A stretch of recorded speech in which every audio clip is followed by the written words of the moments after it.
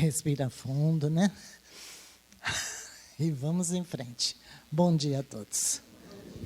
Que Jesus continue nos envolvendo em sua paz, em seu amor, e que tenhamos um domingo proveitoso para todos nós.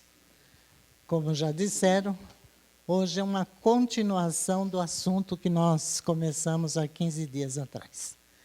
E espero poder colaborar, trazendo informações que muitas das vezes nós conhecemos tudo, mas ao longo do tempo a gente vai esquecendo. Não só esquecendo as informações, mas esquecendo principalmente de aplicá-las em nossa vida, né? Mas vamos ver de onde eu começo. São tantas informações que a gente precisa passar, que a gente tem que escolher o que vai. Então, vamos ver. Vocês estão lembrados, quem esteve aqui naquele dia, estão lembrados que nós falamos muito a respeito do convívio do casal, principalmente, né? Lembramos algumas orientações,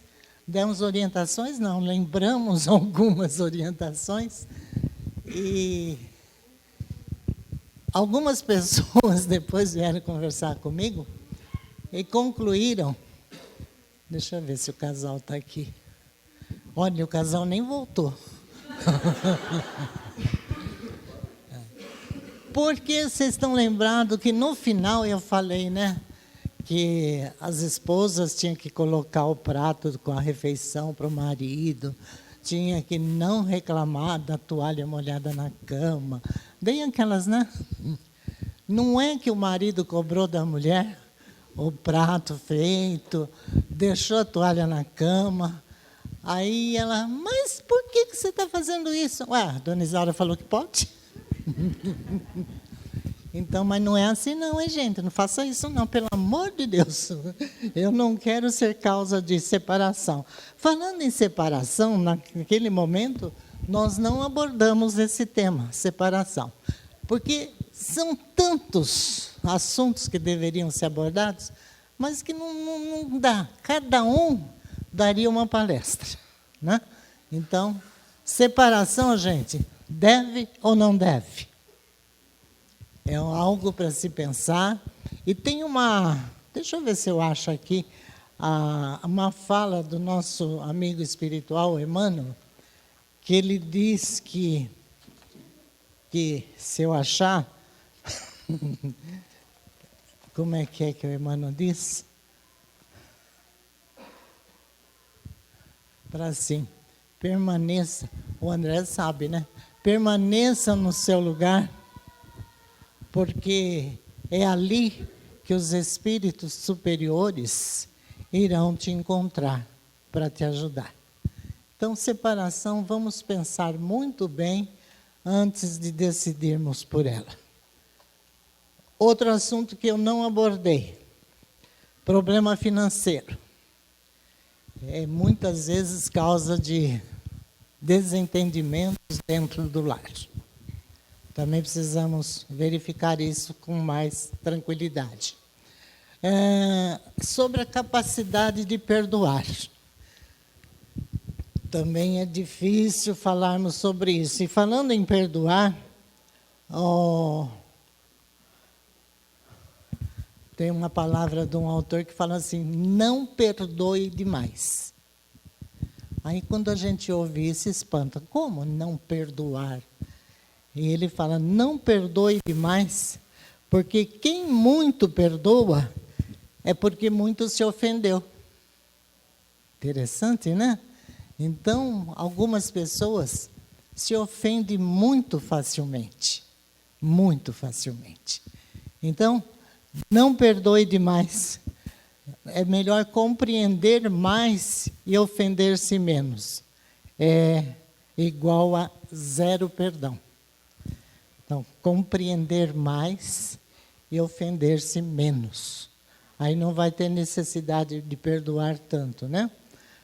Aí, eu comecei a falar naquele dia sobre dona de casa.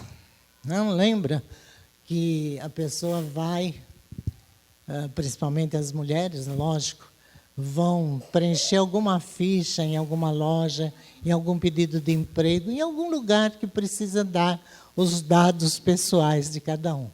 E quando chega naquela parte que fala da profissão, elas ficam meio encabuladas e sou dona de casa, né? Fala de um jeito até que ninguém perceba o que ela é. Aí nós falamos para as nossas irmãs o seguinte: não tenha vergonha de dizer que é dona de casa. Existem outras expressões mais assim, leves, né? Sou prendas do lar, sou secretária do lar, algumas. Mas não tenha vergonha de dizer sou dona de casa. Como é que é? Como é que é? Ai, executiva. Olha, uma diferente, ó. E é realmente executiva do lar. É isso mesmo, você não se enganou. Porque ela é, vejam só, economista. Dona de casa é economista. Existe uma outra profissão que desempenha a parte econômica tão bem como uma dona de casa? Não. Ela é economista.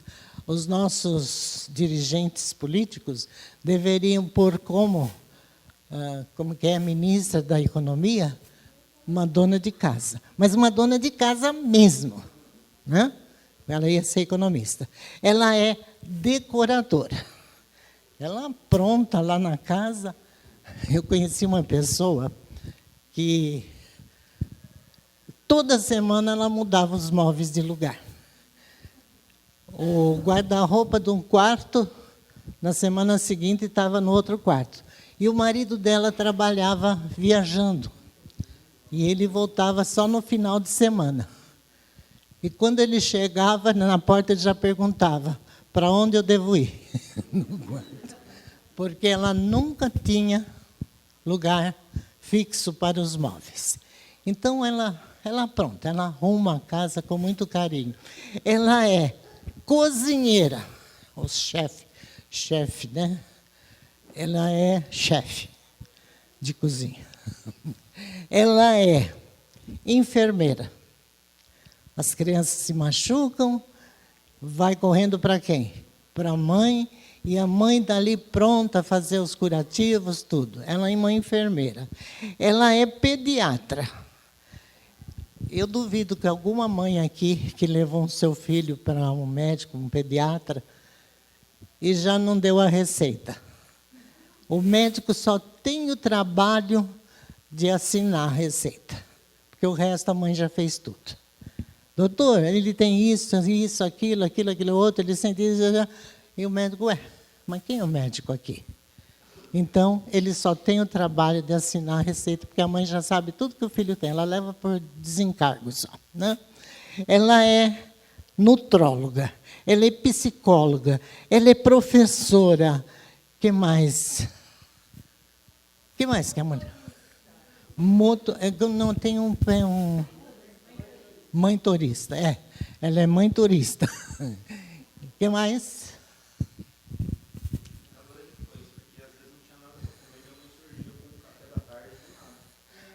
Olha só, multiplicadora de pães.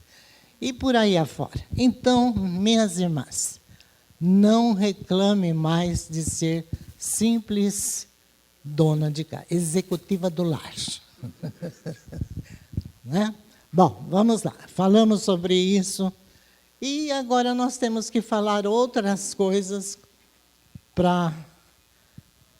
Mas antes de mais nada, tem uma frase que eu quero dizer porque precisa. O Espiritismo, nós estamos dentro da doutrina espírita, uma doutrina consoladora. Mas antes de ser consoladora, ela é orientadora. Ela nos mostra caminhos que devem ser seguidos. Então, o Espiritismo, ele não condena nada. Nada, nada, nada. Não condena. Então, qualquer atitude que nós venhamos a ter, saibamos que o Espiritismo não condena nada. Mas, sempre tem o mas não aceita tudo. É diferente. Então, há algumas coisas que fazemos, o Espiritismo não aceita. Vamos lá. Como hoje nós queremos mais falar sobre... quem tem óculos que vai para cá, vai para lá. Sobre os filhos, nós já vamos começar dizendo que aquele lar que vive em desavença, que vive em discussões entre os pais, principalmente, que a desarmonia habita ali naquele ambiente, nós podemos ter a certeza que grande parte das enfermidades que as crianças apresentam são consequências dessa desarmonia da casa.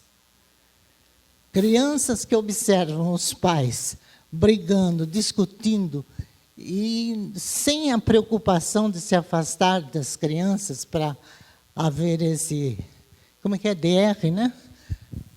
Eles não se preocupam com isso, eles fazem isso na frente das crianças. E elas, observando tudo isso, vão sentindo, daqui a pouco apresentam sintomas de enfermidade. Aí vai ao médico, só que faz tudo quanto é exame e não descobre nada. Não sabe o que tem aquela criança. Mas se fosse indagado dela o porquê que ela está daquele jeito, tenhamos certeza. Primeiro tem que tirar os pais de dentro do consultório, deixar só a criança. E se a criança tiver condições de falar, né? Lógico, se o médico perguntar para a criança o porquê ela está daquele jeito, ela vai falar sim, porque meus pais brigam muito. Vocês imaginaram uma situação dessa? Então, vamos tomar os cuidados, né? E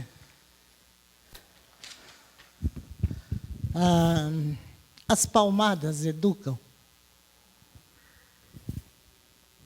Vocês acham que educam? As palmadas não educam. E muitos pais já descobriram isso, que palmada não educa. Mas, em compensação, saíram as palmadas e entrou em ação a permissividade. Tudo é permitido. Não existe controle. Tudo pode, tudo vale. É proibido proibir os filhos. E, atualmente, os pais permitem muito e cobram muito pouco. Vamos tomar cuidado com isso. Mas, ao mesmo tempo que eles fazem isso, eles exageram nas cobranças, nas palavras que machucam pela eternidade. Quantos pais descuidam dessa parte? Ao ter que repreender um filho, eles já começam criticando, apresentando os defeitos, as limitações daquela criança. E já chegam falando, você nada faz de certo, você não vale nada, você não presta para isso, e fica criticando negativamente essas crianças. Então, que jovens, que adultos nós vamos ter como consequência? Então, muitos traumas dos adultos, dos jovens, começaram ali, quando os pais, ao advertirem as crianças, usam de palavras negativas, sempre apresentando o lado negativo das atitudes dessas crianças. Então, esperar o quê? São aqueles jovens revoltados, são aqueles jovens que nós não entendemos por que agem dessa forma. Novamente, se formos perguntar, fazer uma análise, conversando tranquilamente com eles, eles vão contar o porquê. Eu não consigo fazer nada, nada dá certo na minha vida, tudo que eu faço não resolve. Aí, perguntando, vai descobrir que isso ele traz da infância. Então, ele interiorizou. E assim, enquanto não passar por uma psicóloga, tudo para resolver esse problema, ele vai continuar achando que não consegue fazer nada. Porque os pais disseram que ele não conseguiria fazer. E tem alguns pais que chegam no absurdo de dirigir aos filhos a palavra: você é um vagabundo, você não faz nada. Vocês imaginaram o trauma que essa criança vai levar para o resto da vida? Cuidado, cuidado, cuidado. Mas vamos em frente. Tem coisa pela frente ainda. Nós encontramos uma colocação, vocês nem imaginam de quem, eu nem sabia que isso existia. Num livro escrito por Hippolyte Denisard Rivaio. Hippolyte Léon Denisard Rivaio. Quem é? Não. Quando ele escreveu esse livro, ele era só Hippolyte Léon Denisard Rivaio. Ainda não era Allan Kardec. Então, como ele era professor, ele tinha tantos conhecimentos, e ele disse assim, naquela ocasião, nesse livro encontrado, em 1828, ele disse: a educação é a arte de fazer eclodir nas crianças os germes da virtude e abafar os do vício, de desenvolver sua inteligência e de lhes dar instrução própria às suas finalidades, às suas necessidades. Enfim, de formar o corpo e de lhes dar força e saúde. Numa palavra, a meta da educação consiste no desenvolvimento simultâneo das faculdades morais, físicas e intelectuais. Essas foram palavras do Hippolyte Léon Denisard Rivaio. E de quem é essa responsabilidade que ele nos diz aqui? E de quem vai responder por isso? Então, nossos olhos se voltam para os pais em primeiro momento. Curioso, inclusive, como nos apressamos muitas vezes quando observamos algum ato não tão recomendável de crianças, de adolescentes, nós já vamos falar: faltou pai e mãe para essas crianças. Pai e mãe não dá educação. E, com certeza, como pais, nos compete a responsabilidade primeiro da educação. Vejam, educação. Nós não estamos falando de instrução, de transferência de conhecimentos. Nós estamos falando de educação. Mas será que esses pais estão preparados para ajudar os filhos? Porque nós falamos que os pais precisam saber educar tudo, mas nós preparamos esses pais para realizar essa tarefa? Muitas vezes, eles não têm condições, eles são levados apenas pelo instinto, mas, algumas vezes, o tratamento que eles tiveram nas suas famílias, com os seus pais, foram iguais àqueles que eles estão transferindo para os seus filhos. Então, precisaríamos ter escolas para pais também. Nós preparamos os jovens que vão casar, vão constituir uma família, alguns deles fazem cursos para isso, mas a maior parte das vezes, eles não se preparam para assumir esse compromisso. Então, eles levam para o convívio dos dois aquilo que os conhecimentos que eles têm vindos também dos seus familiares. Então vai, né, um transferindo para o outro os problemas que existem. Então, precisaria haver uma escola, uma educação voltada para preparar pais para cuidar dos filhos. E estamos numa aldeia, como diz um ditado africano. Estamos numa aldeia, e é preciso uma aldeia, diz esse ditado, para educar uma criança. Estamos sendo essa aldeia, estamos amparando os pais, principalmente aqueles pais menos esclarecidos ou com algum tipo de limitação. A aldeia também cuida da escola e tem nossa instituição.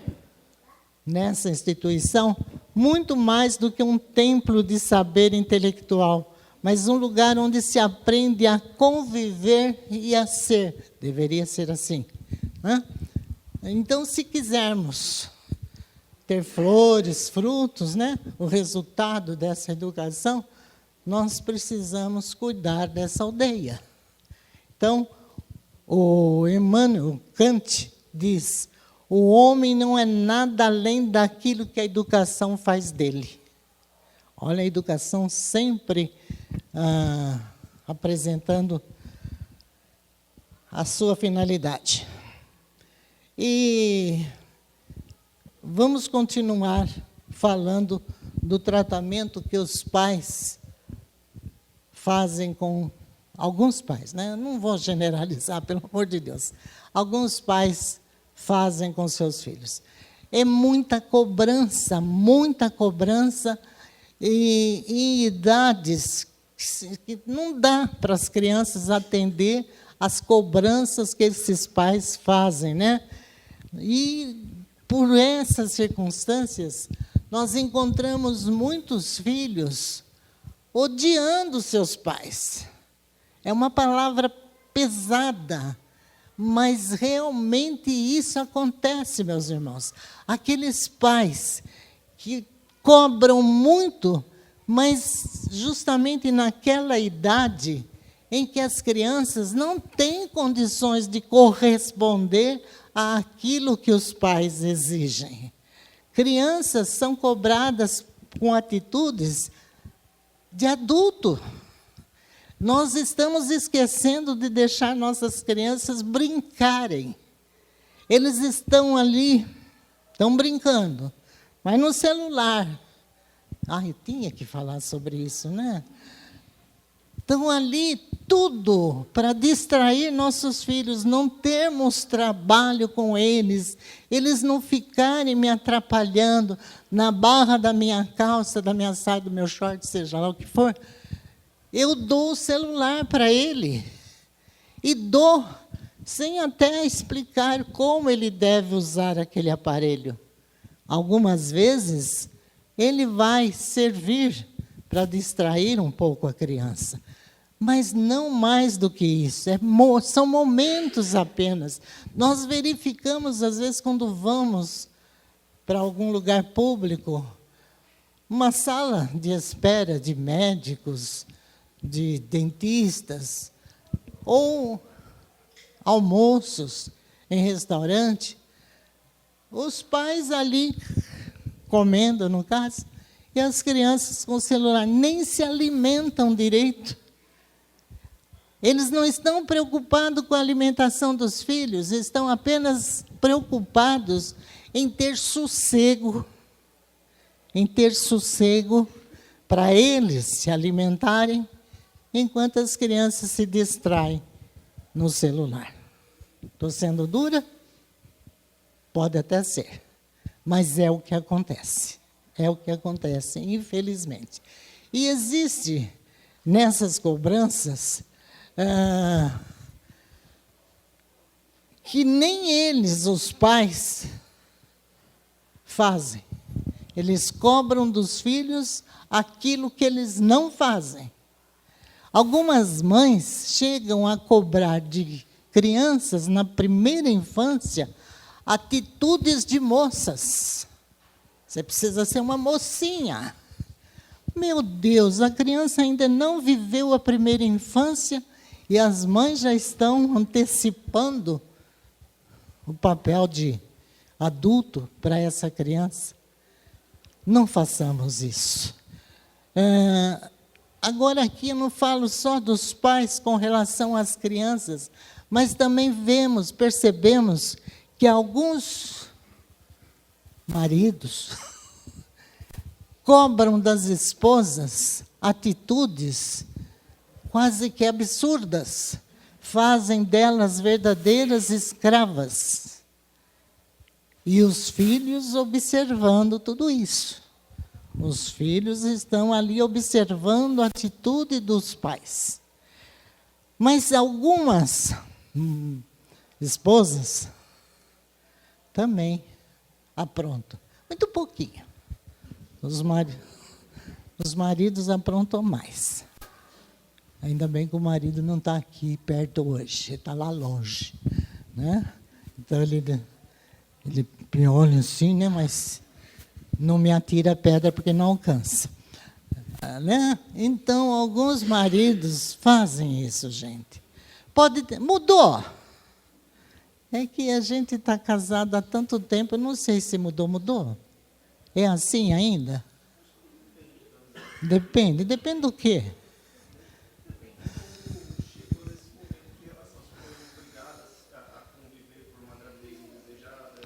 Não vem com história, não. Algumas atitudes os maridos fazem porque eles acham que realmente são homens, eu sou homem, então eu exijo.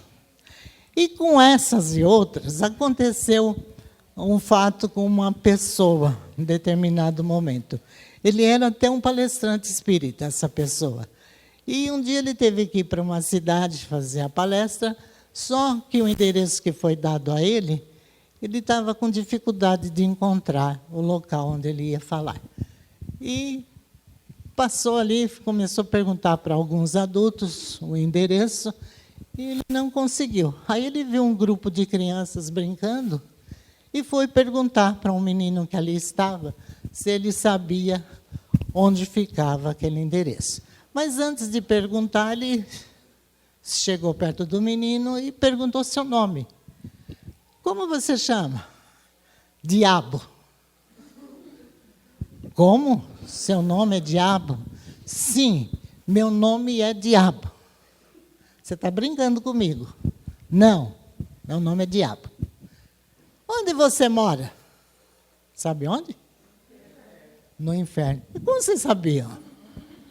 Vocês já foram lá?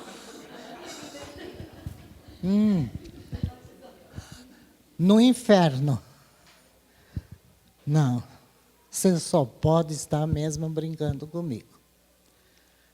Aí, de repente, surge de uma casa lá uma mulher. Ô, diabo de moleque! Vem aqui, você não me ajuda nesse inferno de casa. Aí o menino olhou para o homem e falou, não falei? Eu não estava mentindo. E por que essa atitude dessa criança? É porque ele era como ele era tratado dentro de casa. Ele era só chamado de diabo. E a mulher considerava aquela casa onde morava um verdadeiro inferno. Mas quem será que estava fazendo esse inferno? Né? Então, essa convivência é muito difícil. E se quer que seu filho se dê bem, gaste com ele o dobro de tempo e a metade do dinheiro. Olha que colocação. Gaste com ele o dobro do tempo e a metade do dinheiro. Às vezes, as exigências econômicas, a situação do lar, os pais precisam sair para o trabalho, tanto o pai como a mãe. Só que quando eles retornam para casa, eles vão descontar lá nos filhos tudo aquilo que eles passaram lá fora na sua profissão. Então, a convivência com essas crianças, com esses filhos, é a mais difícil possível. Então, eles chegam, eles não conversam com as crianças, eles não param um momento para sentar ali com eles, ou brincar até com essas crianças. Então, eles acabam criando uma situação muito difícil. E eles tentam compensar essa ausência deles com presentes. E presentes, às vezes, caríssimos. Só que esses presentes, as crianças, no máximo, brincam meia hora, daqui a pouco estão jogados do lado. Eles não dão importância a presentes materiais. Eles queriam muito mais que os pais brincassem com ele.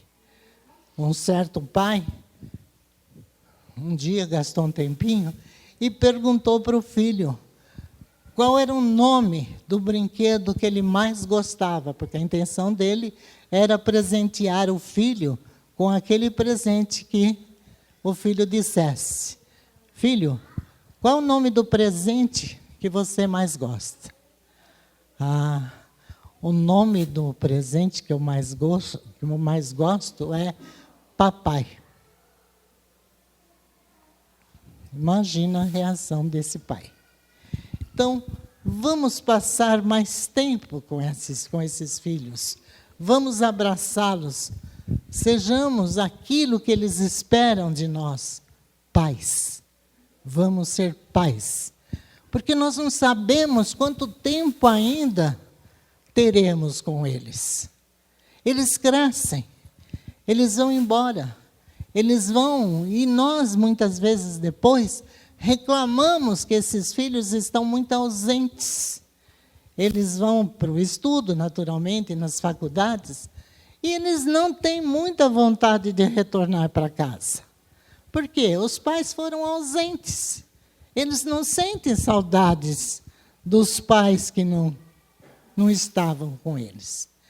Porque eles apenas forneceram coisas materiais, mas o afeto, o amor, o convívio, eles não desfrutaram com os filhos. Então, mas acontece que nós temos, assim, uma receita para essas situações. Nós encontramos essa receita num dos livros, nem foi não com os olhos do coração, foi num outro livro. Ele põe lá, Farmácia do Evangelho. Interessante. Ele diz assim, que nós temos que ter cápsulas de paciência. Como devemos usá-las? Tomá-las de hora em hora. Temos que ter drágeas de aceitação. Ingeri-las principalmente quando for contrariado. Tintura de perdão. Tomá-la assim que for ofendido. Comprimidos de diálogo. Ingeri-los antes das discussões. Pomada de respeito. Passar 3 vezes ao dia. Né? Então, essa receita, onde Jesus é o médico e nós somos os pacientes, e o lar é o laboratório onde o sentimento de amor vai desabrochando um pouco por dia. E saibamos, quando as crianças são abraçadas pelos pais, quando acariciadas, elas sentem que são amadas e aceitas, fortalecendo-lhes a autoestima e favorecendo-lhes a saúde. E o nosso Emmanuel, orientador espiritual do Chico, dizia: esclareçamos nossos filhos no livro do exemplo nobre, nem freio que o mantenha na servidão, nem licença que o arremesse ao charco da libertinagem. Criar filhos é um grande desafio. E nós temos a tendência inicial de repetir o modelo no qual nós fomos criados, né? E na busca de um novo formato educativo, milhares de casais encontram um modelo de extremo liberalismo. porque eles falam que não quer passar por filho, não querem repetir o mesmo padrão que eles tiveram de educação, né? Aí começa um problema. Começa a dar ao filho tudo que ele quer, as exigências que eles fazem são atendidas e vai por aí afora. Quando eu me propus a conversar sobre esse assunto, eu conversei aqui com vocês naquele dia, e naquele mesmo dia eu tive a oportunidade de participar de um almoço comemorativo de aniversário. E a gente, sem querer, está preocupado no assunto que vai ser tratado e acaba observando tudo em volta, o que está acontecendo. E eu observei um jovem já, 16 anos, já com a namorada do lado, firmes no namoro, tudo. Mas, olha que interessante, o jovem querendo beber. Tinha chopp. Ai, que vontade de beber chopp, está vendo? Tinha chopp. E o jovem queria beber o chopp. Então, o avô, de olho nele, não queria que ele bebesse. A mãe, bebendo, bebendo, bebendo, e o que ela fazia? Pegava o copo escondido e dava para o filho, para que o avô não percebesse que o filho estava bebendo. E assim, liberdade exagerada, descuidando principalmente dessa parte, esquecendo-se que daí vêm os vícios. Vícios que vão trazer transtornos, vão trazer choro para todos os pais, né? Então, vamos tomar cuidado. Eu vou pular aqui, porque senão não vai dar tempo. Porque eu tenho que falar ainda desses vícios. A bebida, meus irmãos. Mesmo aqueles que falam, não, mas eu só bebo socialmente. Cuidado. Ele pode trazer verdadeiras tragédias para dentro do lar. E eu não sei se vocês têm, ou se conhece alguém que tem, dentro do lar, muitas vezes falta um livro chamado Evangelho.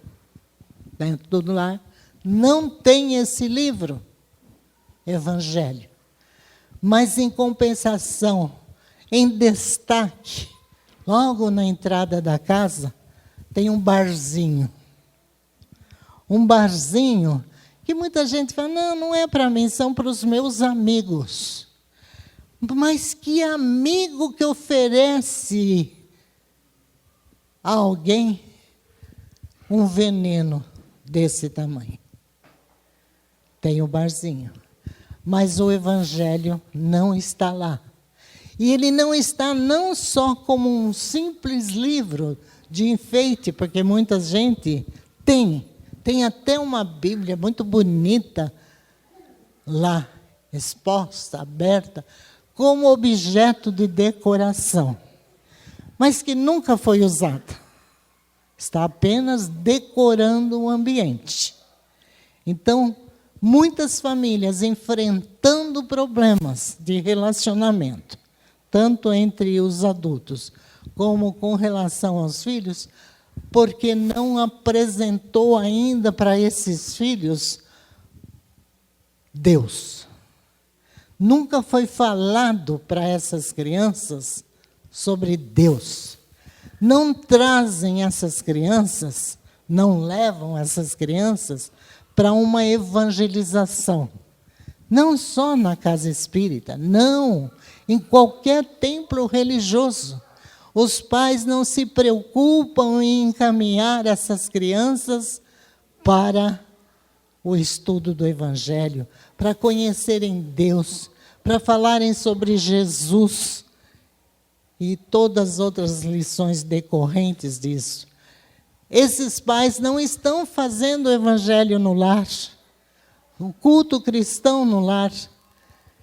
Eles enfrentam problemas seríssimos, mas não param para pensar que o Evangelho no lar pode trazer para eles uma calma, uma tranquilidade, uma forma de conviver mais pacífica, mais cristã. Então, vamos falando a respeito daquilo que nós conhecemos dentro da casa espírita. Muitas vezes, as pessoas são aconselhadas a fazerem o culto do Evangelho no lar. Mas as desculpas são as mais descabidas possível. Não tenho tempo, não sei como faz. E vão apresentando as desculpas, esquecendo-se de que poderiam usufruir dos benefícios que esse culto nos traz. Mas eu vou fazer, meus filhos não param quieto, meu marido não aceita, minha esposa não quer. Gente, para tudo dá-se um jeito para se fazer o Evangelho no lar. Temos, sim, condições de realizá-lo, basta que queiramos. E fazemos a primeira vez, as demais vezes serão mais fáceis de serem promovidas. Então, Evangelho no lar. Algumas crianças também vêm para o tratamento espiritual, que nós temos na casa o tratamento espiritual. Quintas-feiras à tarde, sábados à tarde. E eles vêm para o tratamento, só que as orientações que são passadas aos pais, né, porque as crianças não conseguem absorver, esses pais não realizam.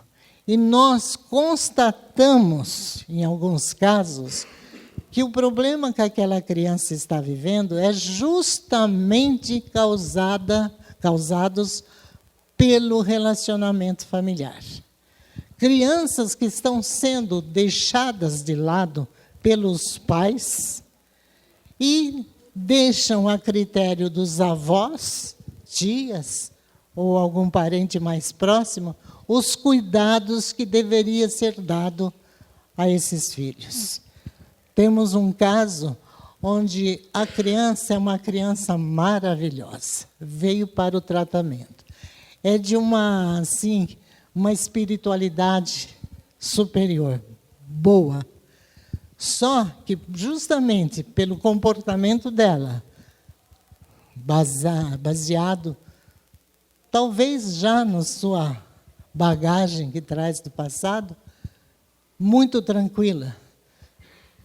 E só que sofre algumas represálias até dos amigos de escola pelo seu comportamento. Como que falam? Que dá? Bullying. Sofrem o bullying das crianças. E foi trazida para o tratamento por causa que elas sofrem bullying na escola. Meu Deus, por que isso? Só que a mãe nem se importa.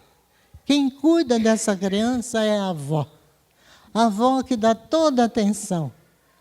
Mas a mãe, pai já tem outra condição.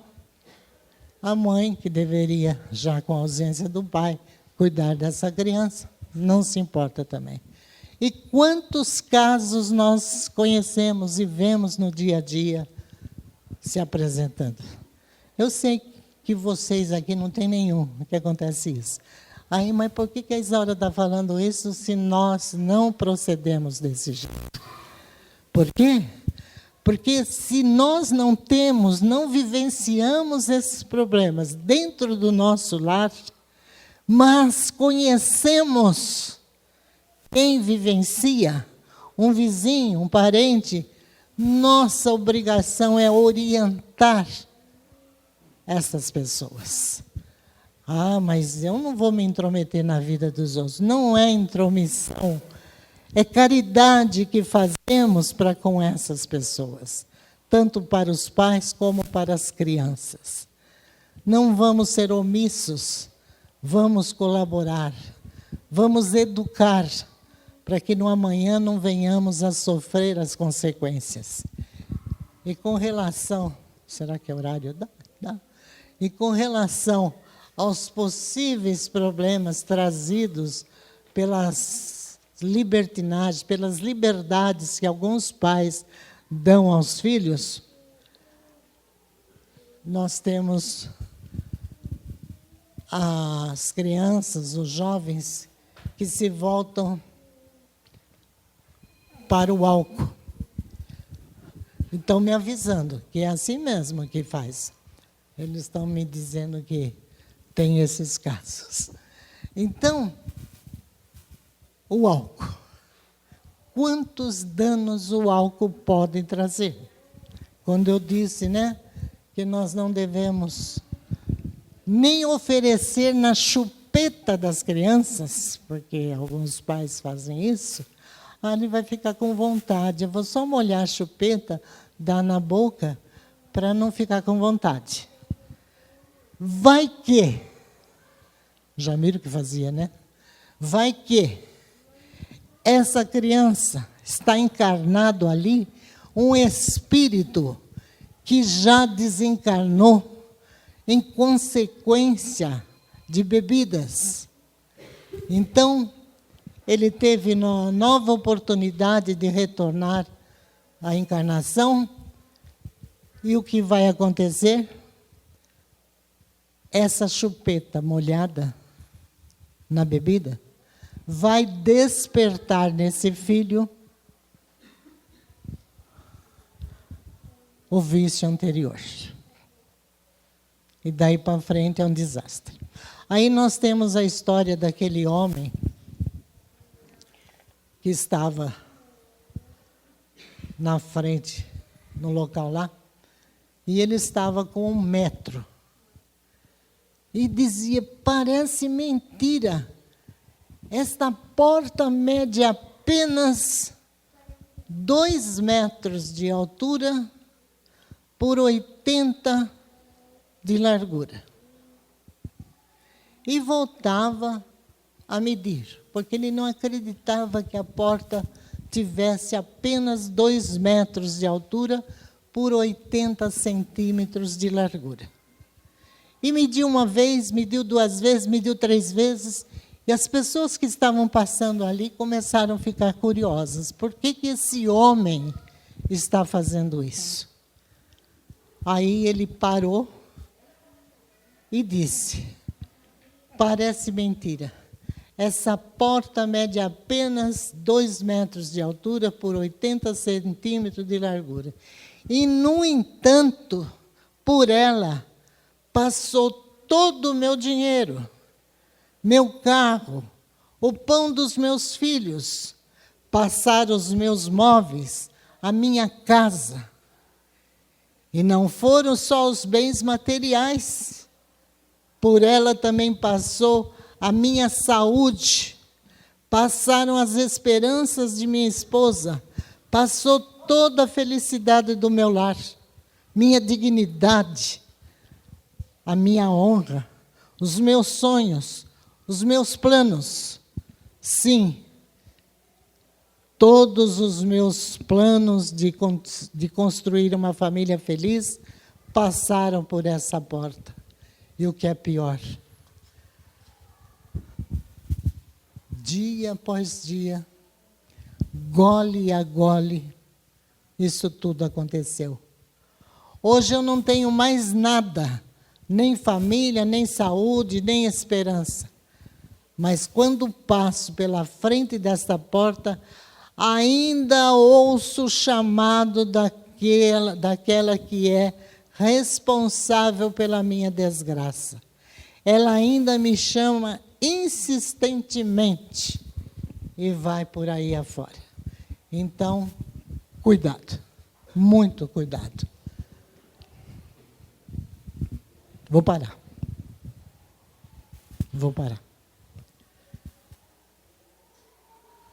Quem tem filhos pequenos aqui? Beleza. Estão na evangelização? Muito bom.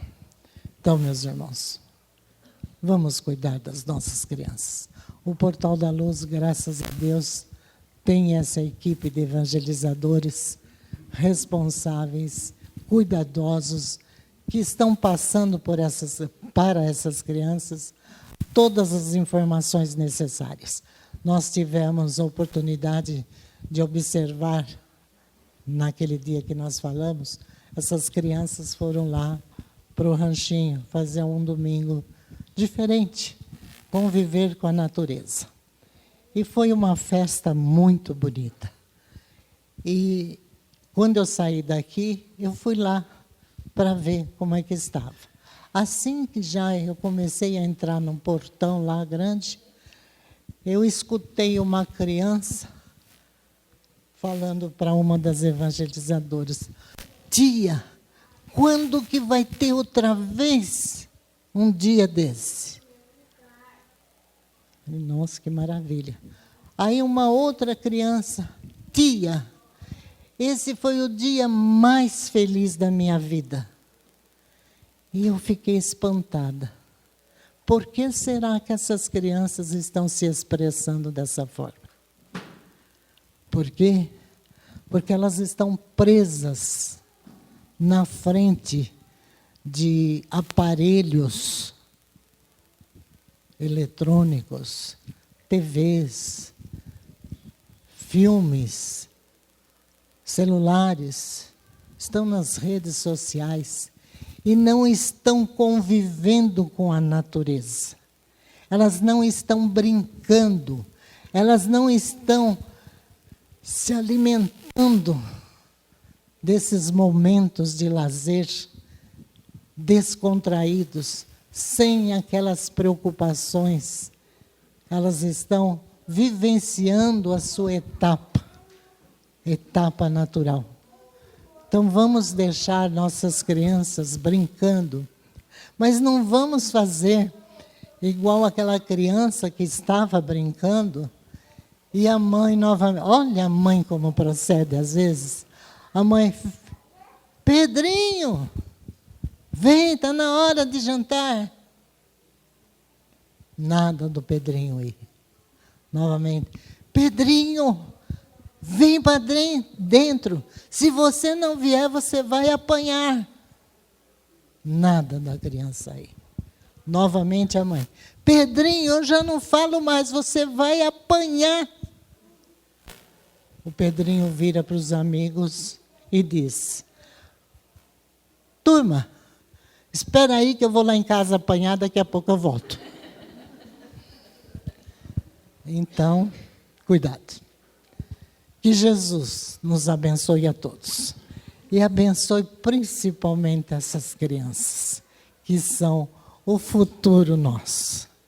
Eles vão dar prosseguimento a tudo isso que nós estamos vivenciando hoje. Mas tenho certeza, de uma maneira muito melhor do que agora. Obrigada pela atenção. Que Jesus continue nos abençoando.